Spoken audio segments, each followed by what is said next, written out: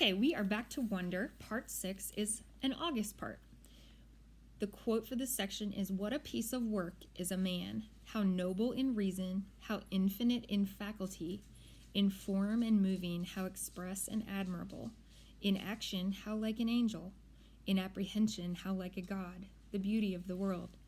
And that's from Shakespeare's Hamlet. North Pole.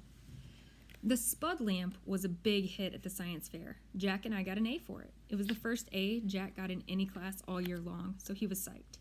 All the science fair projects were set up on tables in the gym. It was the same setup as the Egyptian Museum back in December, except this time there were volcanoes and molecule dioramas on the tables instead of pyramids and pharaohs.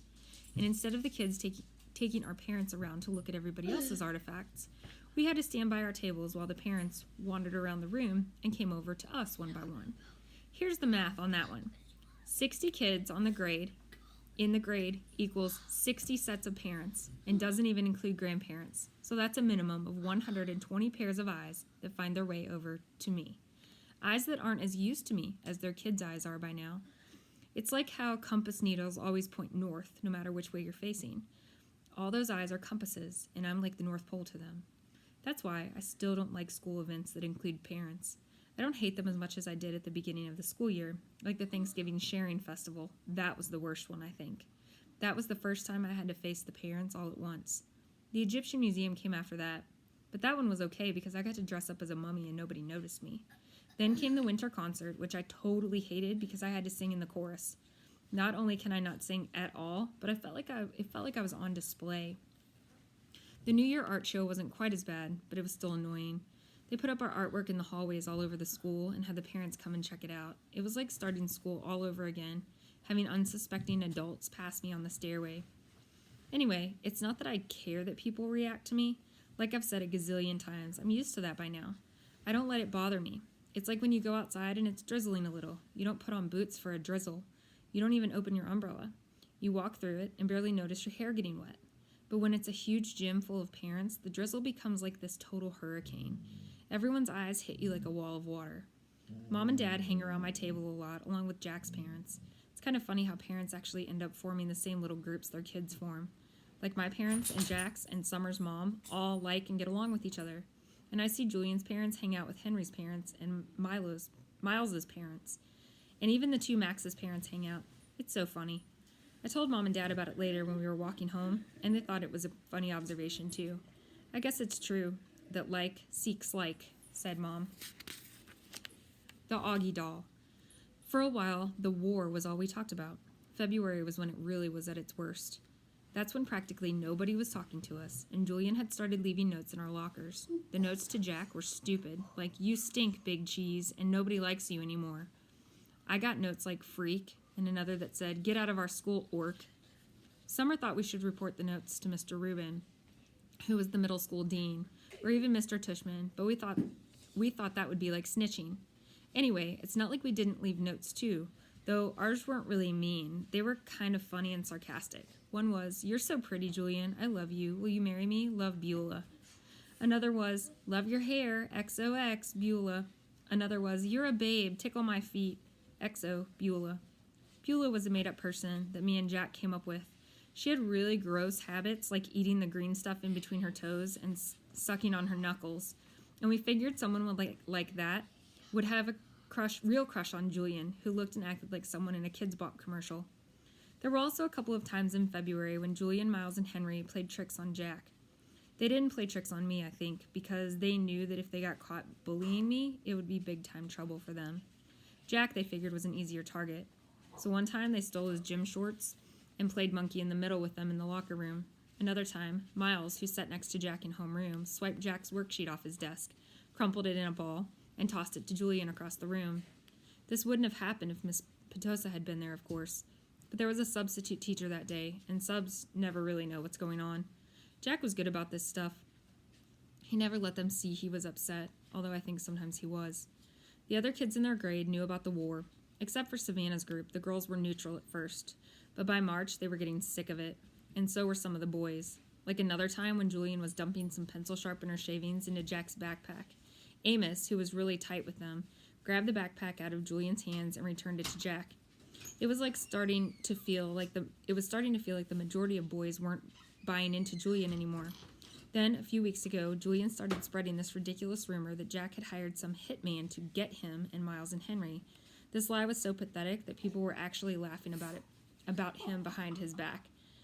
At that point, any boys who had still been on his side now jumped ship and were clearly neutral. So by the end of March, only Miles and Henry were on Julian's side, and I think even they were getting tired of the war by then.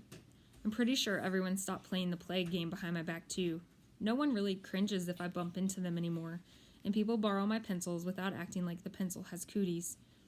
People even joke around with me sometimes. Like the other day, I saw Maya writing a note to Ellie on a piece of Ugly Doll stationery, and I don't know why, but it was just kind of random.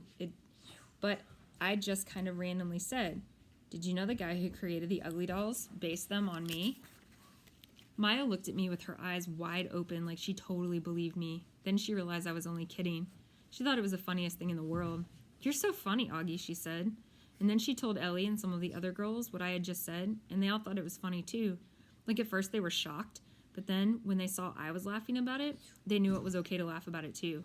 And the next day, I found a little Ugly Doll keychain sitting on my chair and a nice little note from Maya that said, "For the nicest Augie doll in the world, XO, Maya." 6 months ago, stuff like that would never have happened, but now it happens more and more. Also, people have been really nice about the hearing aids I started wearing. Lobot. Ever since I was little, the doctors told my parents that someday I'd need hearing aids. I didn't know why this always freaked me out a bit. Maybe because anything to do with my ears bothers me a lot. My hearing was getting worse, but I hadn't told anyone about it. The ocean sound that was always in my head had been getting louder. It was drowning out people's voices like I was underwater. I couldn't hear teachers if I sat in the back of the class. But I knew if I told Mom and Dad about it, I'd end up with hearing aids, and I was hoping I could make it through the 5th grade without having that happen. But then, in my annual checkup in October, I flunked the audiology test, and the doctor was like, "Dude, it's time." And he sent me to a special ear doctor who took impressions of my ears. Out of all my features, my ears are the ones I hate the most. They're like tiny closed fists on the sides of my face. They're too low on my head, too. They look like squash pieces of pizza dough sticking out of the top of my neck or something. Okay, maybe I'm exaggerating a little, but I really hate them. When the ear doctor first pulled the hearing aids out for me and Mom to look at, I groaned. "I'm not wearing that thing," I announced, folding my arms in front of me. "I know they probably look kind of big," said the ear doctor, "but we had to attach them to the headband because we had no other way of making them so they'd stay in your ears." See, normal hearing aids usually have a part that wraps around the outer ear to hold the inner bud in place. But in my case, since I don't have outer ears, they had to put the earbud on this heavy-duty headband that was supposed to wrap around the back of my head. "I can't wear that, Mom," I whined. "You'll hardly notice them," said Mom, trying to be cheerful. "They look like headphones." "Headphones? Look at them, Mom," I said angrily. "I'll look like Lobot." "Which one is Lobot?" said Mom calmly. "Lobot?" The ear doctor smiled as he looked at the headphones and made some adjustments. "The Empire Strikes Back? The bald guy with the cool bionic radio transmitter thing that wraps around the back of his skull?" "Drawing a blank," said Mom. "You know Star Wars stuff?" I asked the ear doctor. "No Star Wars stuff," he answered, slipping the thing over my head. "I practically invented Star Wars stuff." He leaned back in his chair to see how the headband fit, and then took it off again. "Now, Augie, I want to explain what all this is," he said, pointing to the different parts of one of the hearing aids. "This curved piece of plastic over here connects to the tubing on the ear mold. That's why we took those impressions back in December, so that this part that goes inside your ear fits nice and snug. This part here is called the tone hook, okay? And this thing is the special part we've attached to this cradle here." "The Lobot part," I said miserably. "Hey, Lobot is cool," said the ear doctor. "It's not like we're saying you're going to have to look like Jar Jar, you know? That would be bad." He slid the earphones on my head again carefully. "There you go, August. So how's that?" "Totally uncomfortable," I said. "You'll get used to them very quickly," he said. I looked in the mirror. My eyes started tearing up. All I saw were those tubes jutting out from either side of my head like antennas. "Do I really have to wear this, Mom?" I said, trying not to cry. "I hate them. They don't make any difference." "Give it a second, buddy," said the doctor. "I haven't even turned them on yet. Wait until you hear the difference. You'll want to wear them." "No, I won't." And then he turned them on.